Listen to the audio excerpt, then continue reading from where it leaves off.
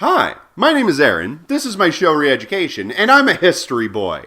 A history man, in fact. A history man with a history plan. I'm a history Aaron, and this is my history show, History Re-Education. And today, we're going to talk a little bit about history. And as we all know, history happened in the past, so it shouldn't ever affect us ever.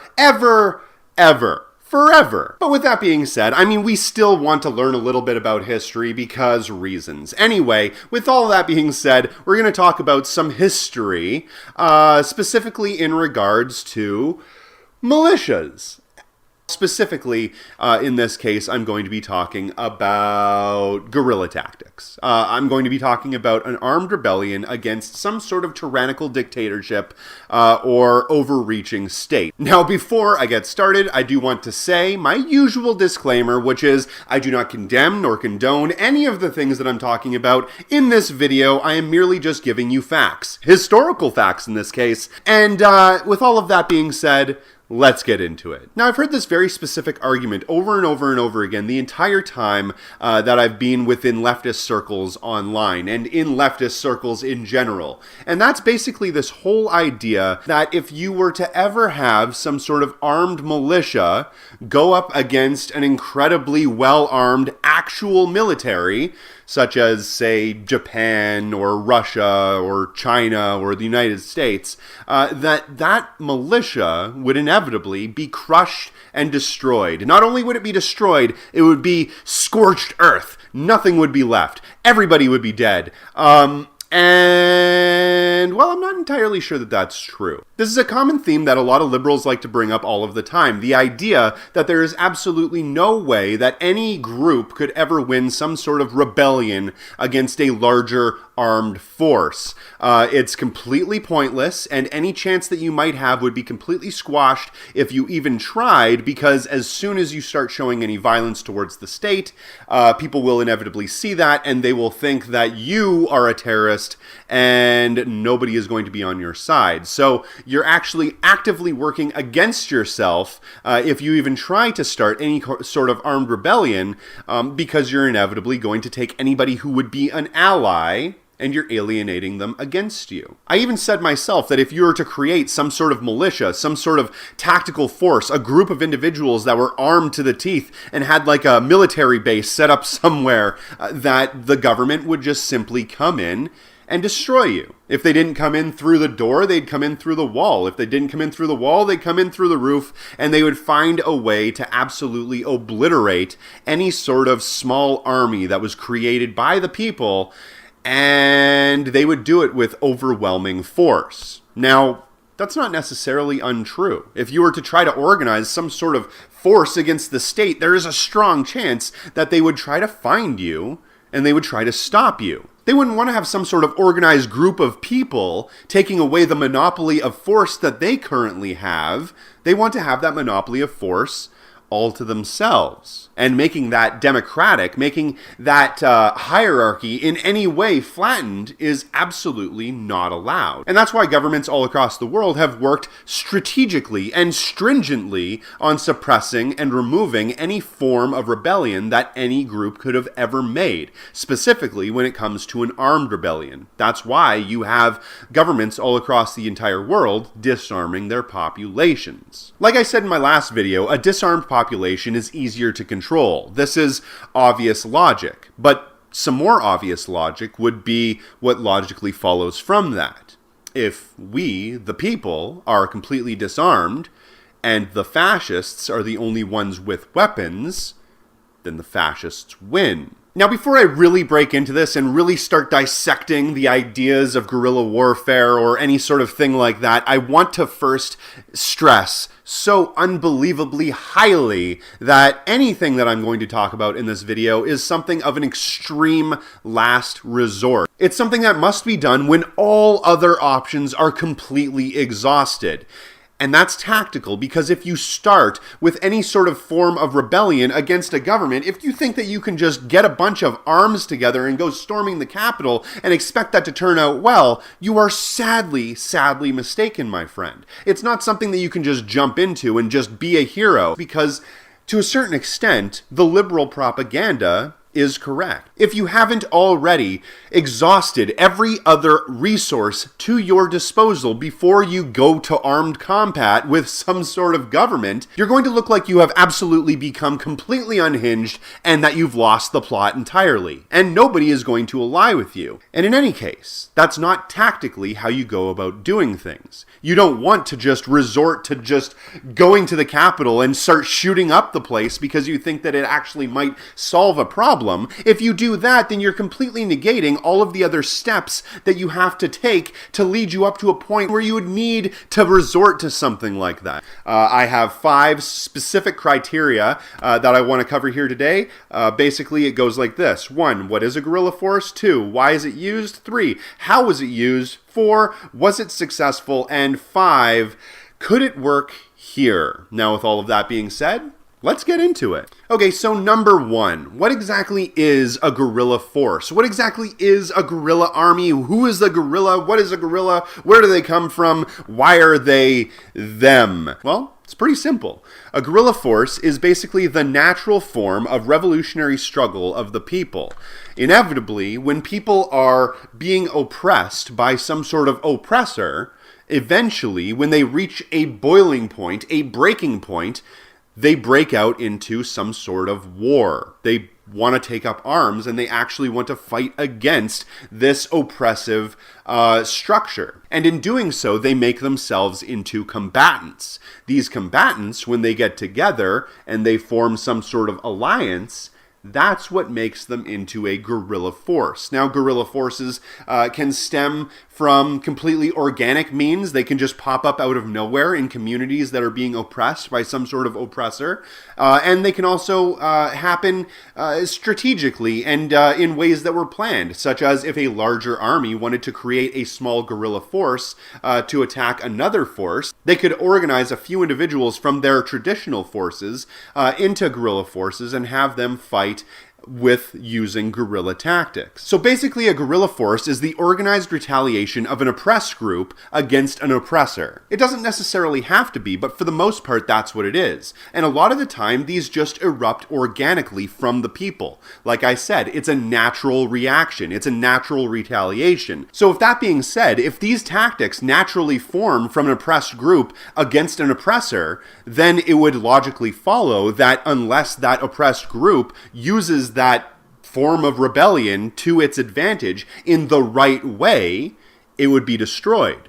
But if it was to use those tactics in the right way, there's a very strong chance that they would win. And to figure out whether or not this tactic is going to be successful or not, you really have to look into why and how these tactics are being implemented. And with that being said, let's get into exactly that. First, we'll start with the why. So why were guerrilla tactics used way back in history in all of those historical cases that I'm clearly alluding to? Why were they used? Well, for the most part, it was to liberate the people from the oppressive class. It was to liberate the oppressed from their oppressors, emancipation from their rulers. In the case of revolutionary China, before they became a communist country, they were basically fighting for the emancipation of China from their oppressive Japanese rulers. Back in those days, the Japanese actually owned and controlled large swaths of China.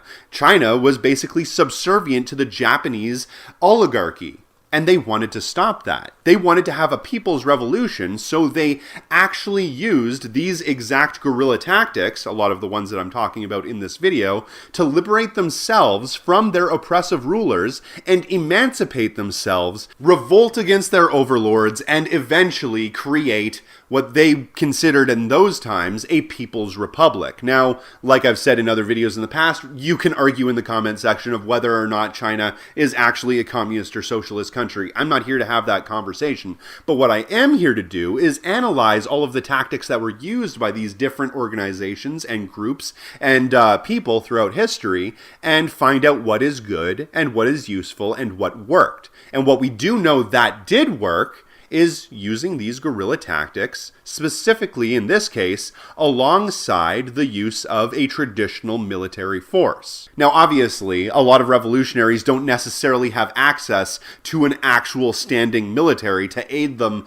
in their revolution, but in the case of China versus Japan, they already had the Chinese military. And they were able to use that, consolidate all of those people together, that power together, to actually fight against the overlords that were the Japanese oligarchy. But that's getting way off topic. Like I was saying, the reasons why you form a guerrilla force are to liberate the people, to emancipate them from some sort of oppressive rulers, and to have some sort of revolution. And you can also just do it for sake of survival, because in some cases, you literally need to just form groups so you can actually, hold your own to survive against some sort of oppressive force, because they're going to come in and murder you en masse if you don't have any form of defense. In part, this is one of the reasons why Vietnam had to take the exact measures that they did when they fought a guerrilla war against the United States. They simply had to do it because if they didn't, the United States would wipe them out, and they just wouldn't survive.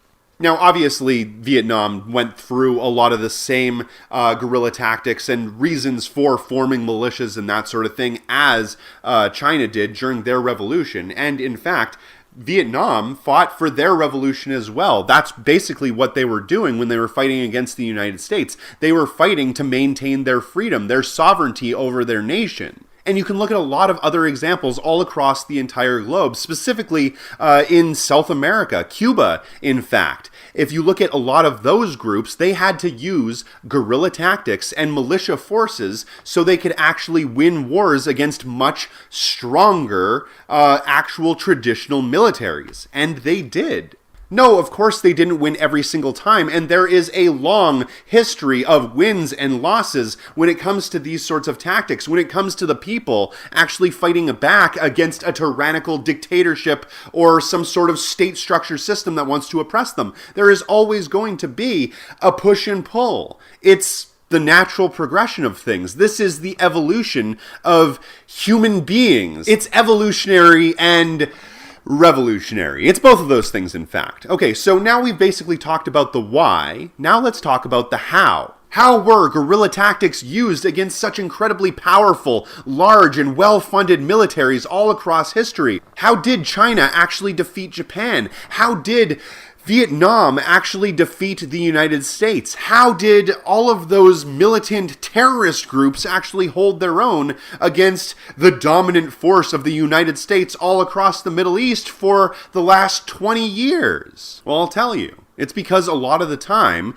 when you have a very large state structure, it's too big and cumbersome to really pay attention to all of the small details. Think about it like this. In the hit movie franchise known as Star Wars, they have something known as a Star Destroyer ship. It's a giant ship that's shaped like a triangle, like a pizza slice, and it has an overwhelming monopoly on force, to put it lightly. I think they're armored with thousands of guns, incredibly powerful shields, and it seems as though they're unstoppable. Like nobody could ever do anything to destroy such a vehicle.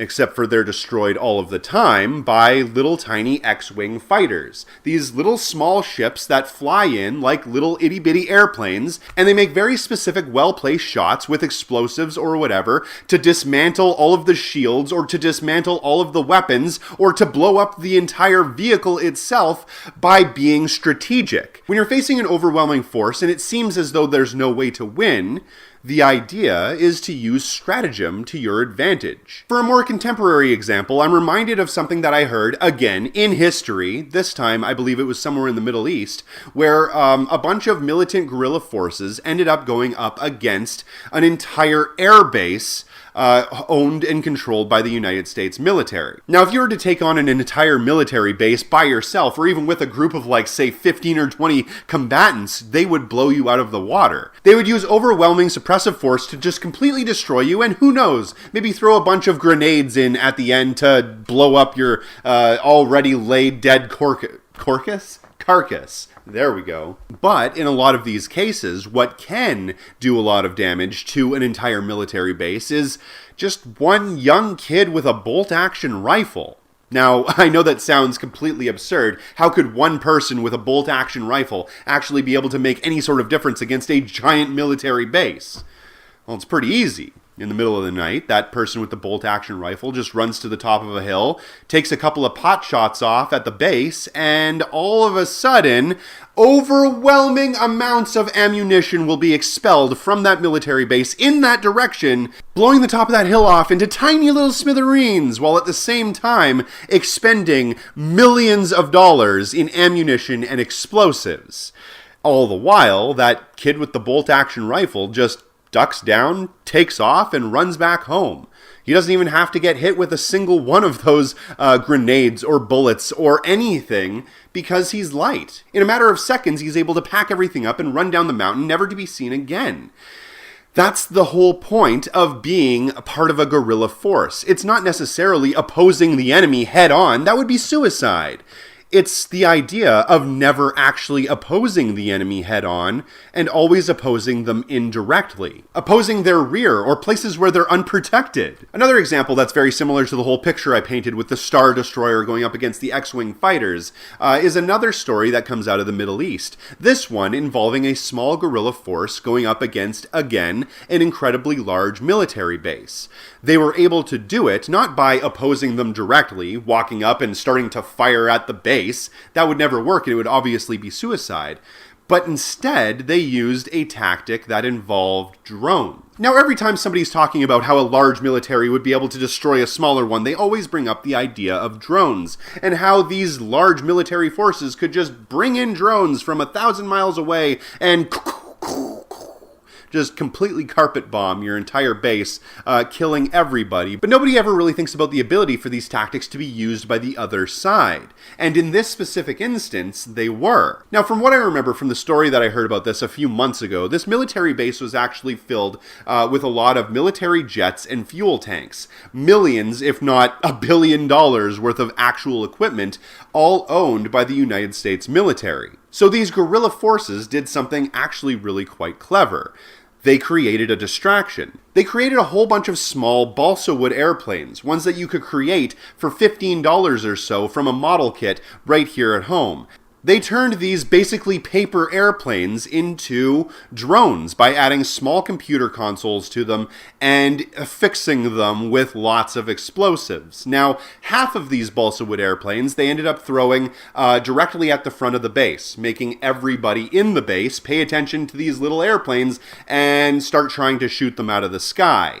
Unsuccessful, of course, because they're tiny little balsa wood airplanes, and they're almost impossible to shoot because they're so small. In fact, that's something that a lot of people in the United States military are worried about when they're invading some sort of country like Afghanistan or Iraq or anywhere else in the Middle East. They hear these little whistling sounds, and that usually means that they gotta get the fuck out of there because that could be a drone that's armed with some sort of grenade that's going to drop it on that entire company and blow them to smithereens. Obviously, drones are a scary, big fucking deal when it comes to a lot of these wars. Now, like I was saying, a lot of these balsa wood airplanes are flying at the front of this military base, but none of them are actually armed with explosives. Or maybe a few are, but nothing really substantial. The ones that were ended up being flown at the back of the base while everybody else was distracted.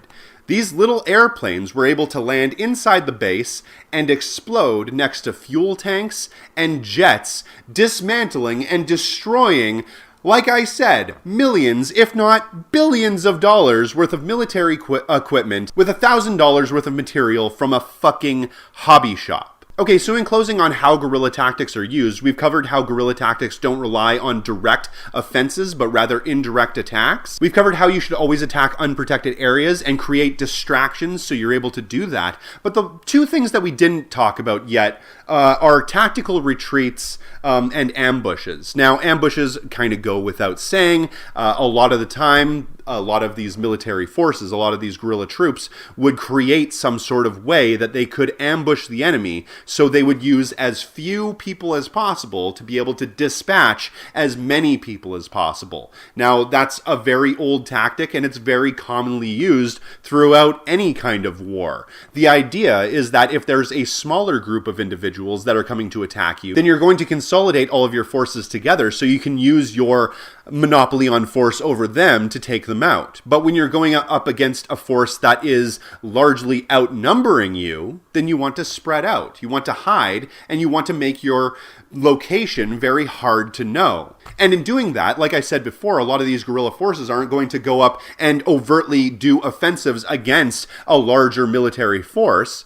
They're going to attack their communication resources, or they're going to pick off individuals on the outskirts, or they're going to attack places where nobody is defending. Like Sun Tzu said, always attack what is weak. And when you're attacking what is weak, you're going to make that force have to basically spread their military out to all the different places where they wouldn't think that they would usually be attacked, because you might attack there. It keeps them on their toes all of the time, but it also makes it harder for them to actually consolidate their forces and do anything against you. And like I was saying, when it comes to tactical retreats, if there's ever a chance that your smaller force is going to be taken by a larger one, you get the fuck out of there. This isn't about honor. This isn't about playing fair. In fact, the playing field is already incredibly unfair. If you are a small group going up against a larger one of your best defenses, one of your best strategies is to use tactical retreats. If the opposing force is much larger than yours and they take over one of your facilities or one of your bases, you get the fuck out of there.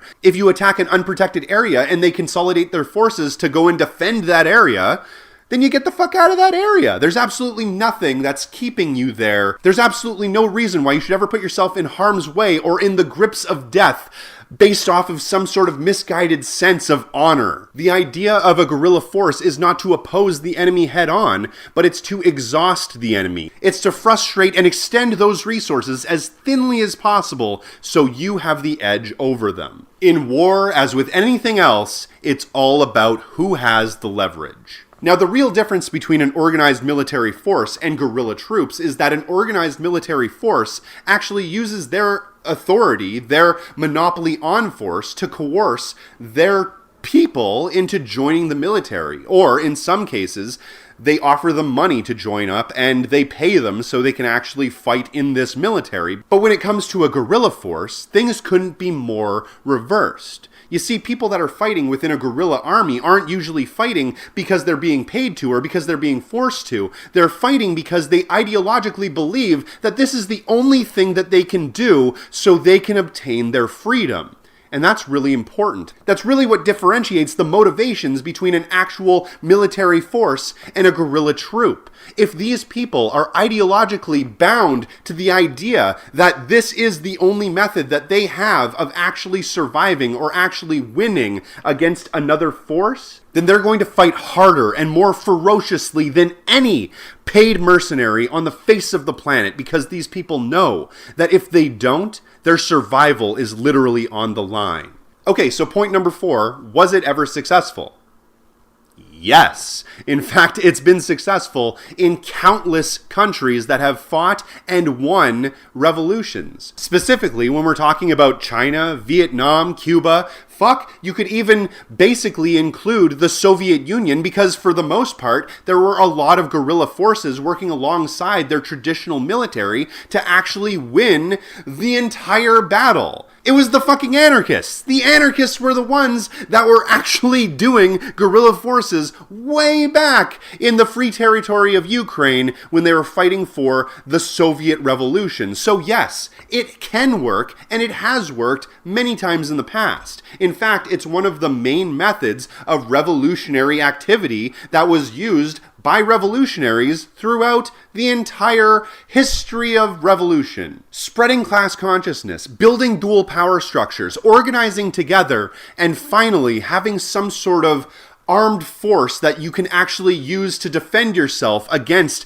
the oppressive, tyrannical nature of the state are how these revolutionaries actually won. It's how these revolutions went about actually achieving their goals. But with that being said, it takes far more than arming the population with a bunch of guns to just make everything better. It actually takes work. Like I said at the beginning, this is the last resort. This is the final straw. Everything leading up to this is what you have to build to actually get people motivated and energized to fight in such a thing.